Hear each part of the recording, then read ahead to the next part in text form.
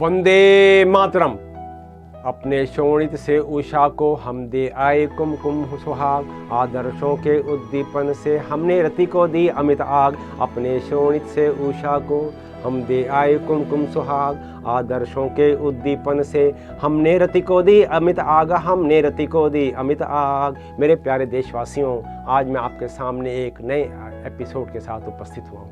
हमारा राष्ट्रीय धरोहर क्रांतिकारियों का जीवन घर घर पहुँचे, इस चैनल को अगर आपने सब्सक्राइब नहीं किया तो प्लीज़ इसको सब्सक्राइब करें और शेयर करें, लाइक भी करें। असम में 19वीं शताब्दी में क्रांतिकारी शंभुनाथ फुग्गन ने जो कि क्रांतिकारियों का बीज बोया, उसकी गूंज और उनकी बहादुरी के किस्से बच्चे अपने बड़े बूढ़ों से सुनते थे। लगभग 1930 में असम के तेजपुर के गांव डोकाई जुली में एक बालिका का जन्म हुआ और उसका नाम रखा गया फुलेश्वरी। फुलेश्वरी अभी 12 साल की ही थी कि उसका हृदय भारत माँ की सेवा में तल्लीन हो गया और ब्रिटिश साम्राज्य के यूनियन जैक से उसे अब नफरत होने लगी। एक दिन फुलेश्वरी सहेलियों के साथ रेत के मैदान में खेल रही थी और उसने रेत का एक घर बना दिया और उसके ऊपर एक ब्रिटेन का झंडा नुमा बनाकर सहेलियों से कहने लगी कि यह ब्रिटिश साम्राज्य का झंडा है। एक तरफ कुछ लड़कियां ब्रिटिश सेना बनकर झंडे की सुरक्षा करेंगी, व दूसरी ओर क्रांतिकारी बनकर कुछ लड़कियां ब्रिटिश झंडे को उतार फेंकेंगी, उस पर भारतीय तिरंगा लहराएंगी। यह एक गांव के छोटे बच्चों की मना स्थिति को प्रकट करती है कि देश के कोने कोने में किस प्रकार जन सामान ब्रिटिश साम्राज्य से मुक्ति चाहता था। सन 1942 में अंग्रेजों भारत छोड़ो आंदोलन में यही क्रांतिकारी बालिका फुलेश्वरी के हृदय में ज्वार भाटा चल रहा था कि वह भी थाने में भारतीय तिरंगे को लहराएंगे। फुलेश्वरी देवी ने हरा सफेद भगवा कपड़े से तिरंगा बनाया और कुछ सहेलियों के साथ ढोकाई जुली पुलिस स्टेशन की ओर बढ़ने लगी। पुलिस स्टेशन पहुंचने तक काफी संख्या में गांव वाले भी फुलेश्वरी के साथ हो गए। पुलिस दल ने क्रांति दल को वापस जाने की चेतावनी दी, परंतु क्रांति दल ने पुलिस की चेतावनी को अनसुना कर आगे बढ़ गए। फुलेश्वरी ने पुलिस वाले को ललकारते हुए कहा, हम थाने पर तिरंगा फहरा कर ही वापस जाएंगे। पुलिस ने गोली चलानी शुरू कर दी। पहली गोली फुलेश्वरी की कोमल काया को चीरती हुई निकल गई और फुलेश्वरी 12 वर्षीय नन्ही बालिका वीरगति को प्राप्त हो गई। और भी कितने बालक बालिकाएं पुलिस की गोली के शिकार हो गए, वीरगति को प्राप्त हो गए। हम चिर विजयी कर सका कौन, हम चिर विजयी कर सका कौन, हठ ठान हमारा प्रतिकार, हम विप्लव रण चंडिका, हम विद्रोही हम दुर्निवार। बिहार का दरभंगा शहर भी सन 1942 के अंग्रेजों भारत छोड़ो आंदोलन का हिस्सा था। श्री बल्लेल झा भी आंदोलन में सक्रिय थे और देर रात लौटते थे। उनका 12 वर्षीय पुत्र शिवा उनके पास बैठता और क्रांतिकारी घटना की बात सुनता।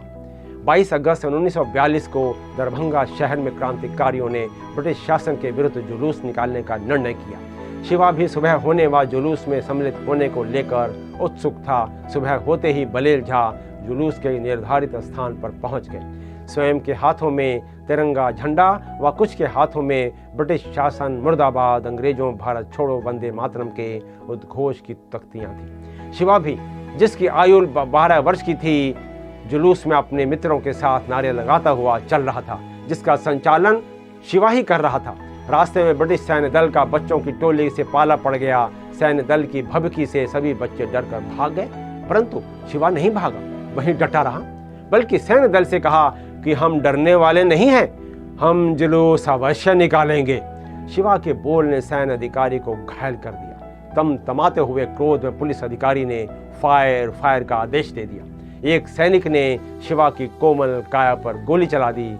शिवा वीर गति को प्राप्त हो गया। भारत माँ ने 12 वर्ष के शिवा को अपने आंचल में लपेट लिया। सारे गांव में शोर मच गया, हाहाकार हो गया। बल्लेल झा का पुत्र शहीद हो चुका था। शिवा की मां भी पुत्र की विदाई से चेतना शून्य हो गई। गांव के बुजुर्गों ने परिवार को ढांढस बंधाया कि शिवा ने देश के लिए बलिदान दिया है, शिवा ने गांव को अमर कर दिया है। हम सब नहीं रहेंगे, परंतु शिवा के बलिदान को याद किया जाएगा। आज मैं अपने को सौभाग्यशाली समझ रहा हूँ कि देश के क्रांतिवीरों, वीरांगनाओं, बाल क्रांतिकारियों की गाथा मैं आप तक पहुंचाने में समर्थ हो रहा हूं। आपसे निवेदन है कि इन महान बाल क्रांतिकारियों की गाथा को घर घर पहुंचाएं। हम आप याद करें, प्रेरणा लें व राष्ट्रीय भावना से परिपूर्ण हो।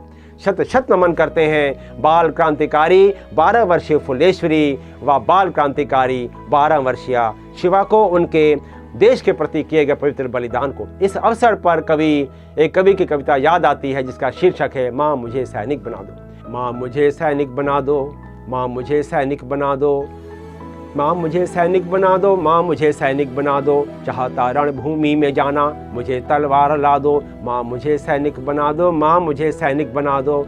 आज सुनना चाहता हूँ मैं न परियों की कहानी, आज मुझसे मत कहो माँ एक राजा एक रानी। वीर राणा की शिवा की शक्ति तुम मुझ में जगा दो। माँ मुझे सैनिक बना दो, माँ मुझे सैनिक बना दो।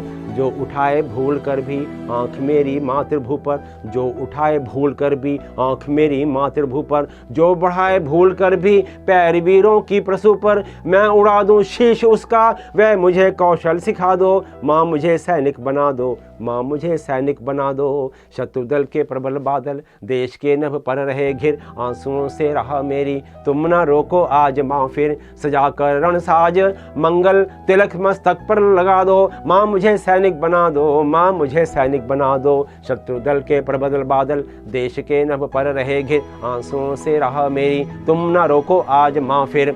सजाकर रणसाज मंगल तिलक मस्तक पर लगा दो। माँ मुझे सैनिक बना दो, माँ मुझे सैनिक बना दो, माँ मुझे सैनिक बना दो, माँ मुझे सैनिक बना दो। मेरे प्यारे दोस्तों, मैं आशा करता हूँ आपको यह एपिसोड अवश्य पसंद आया होगा। कृपया से लाइक करें, शेयर करें, सब्सक्राइब करें और इस इतिहास को जन जन तक पहुँचाएं। जय हिंद।